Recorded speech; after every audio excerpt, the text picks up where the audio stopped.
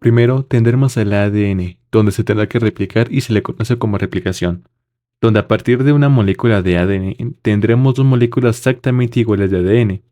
En el caso de las células eucariotas sucede en el núcleo. El siguiente paso es el proceso de transcripción, que pasará de ADN a ARN, y mediante distintos tipos de ARN se podrá traducir a una proteína.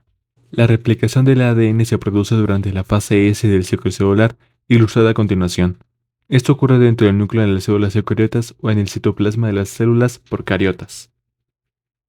El modelo de replicación del ADN que se produce en todas las células vivas se denomina como semiconservativo, lo que significa que la nueva molécula de ADN tendrá una hebra original, también llamada hebra parental, y una nueva hebra de ADN. La replicación comienza en un punto del ADN. Las dos cadenas de ADN se replican al mismo tiempo y comienzan en un punto denominado origen. En dicho punto del ADN parental se desarrolla una estructura de lazos cuyos extremos se denominan horquillas de replicación. También la replicación es bidireccional. Comenzando en un punto de la molécula de ADN, el proceso se desarrolla hacia los dos extremos de la cadena. En cada lazo, los extremos o horquillas de replicación avanzan en el proceso de síntesis hasta completar la copia. La dirección en que actúan las enzimas es fija y única de 5' a 3'. Esto determina que la cadena molde ha de tener la dirección de 3' hasta 5', para que la nueva cadena de formación, complementaria y antiparalela, tenga la dirección 5' a 3', coincidente con el sistema de trabajo de la enzima. En una cadena, la inicialmente comentada en el punto anterior, la replicación es continua y en la segunda la síntesis es continua. Esa solución fue descrita por Reggie Okazaki, quien encontró que en el procedimiento de copia de las dos cadenas del ADN parental se formaba una cadena nueva continua, también denominada conductora, en la que la síntesis se desarrolla en la misma dirección de la enzima o de la horquilla de replicación, mientras que la otra cadena nueva era discontinua, también denominada cadena rezagada o retrasada. Las enzimas ADN polimerasas son las responsables de sintetizar una nueva cadena de ADN a partir de una cadena molde durante el proceso de su replicación del material genético. Su función principal es emparejar los nucleótidos de la cadena molde con los nucleótidos complementarios. Siguiendo la regla de la adenina se une con la timina y la guanina con la citosina.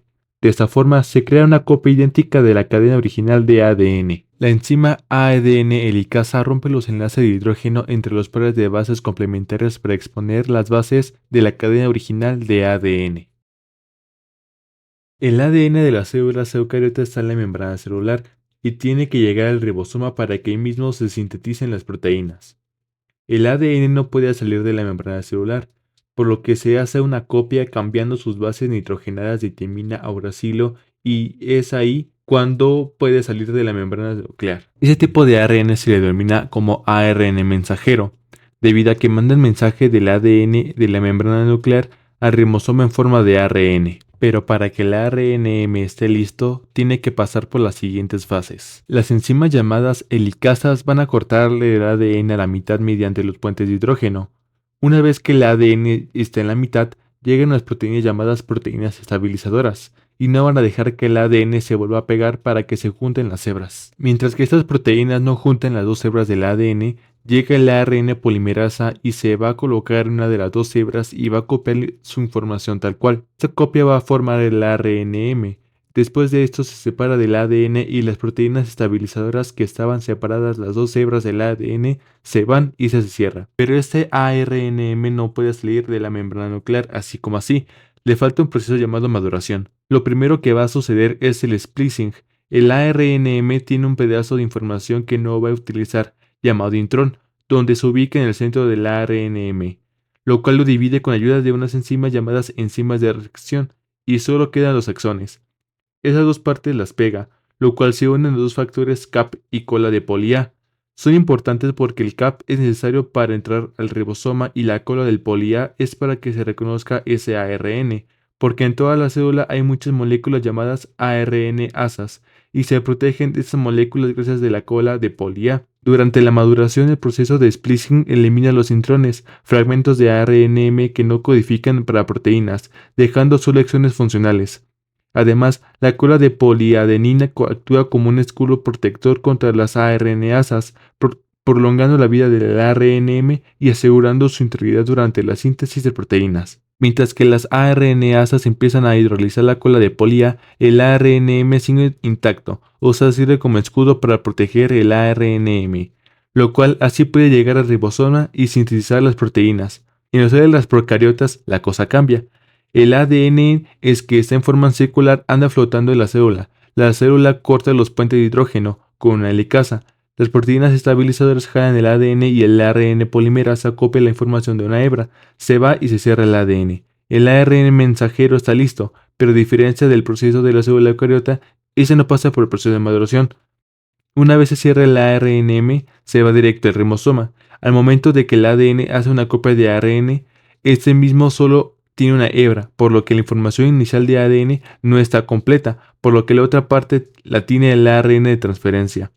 Tanto el ARNM y el ARNT llega al ribosoma para empezar la traducción del ARN y se fusionan.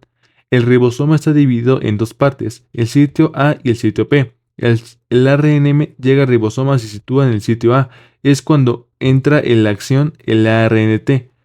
El ARNM tiene muchas funciones nitrogenadas a comparación del ARNT. Cada uno de ARNT trae cargado un aminoácido. Estos aminoácidos tienen una especie de código.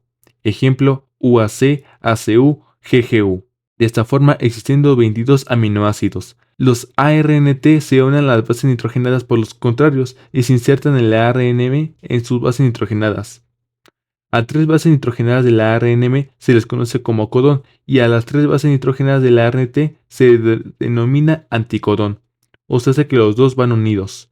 Los aminoácidos se forman con esa unión, lo cual se va a la parte P del ribosoma y entra el ARNR. Este ARN y enzimas ensamblan los aminoácidos y una vez que están unidos van saliendo del ribosoma. Las cadenas del ARNM se van por un lado y los aminoácidos por otro, separándose. Las cadenas de ARNM son hidrolizadas para que empiece de nuevo todo el proceso.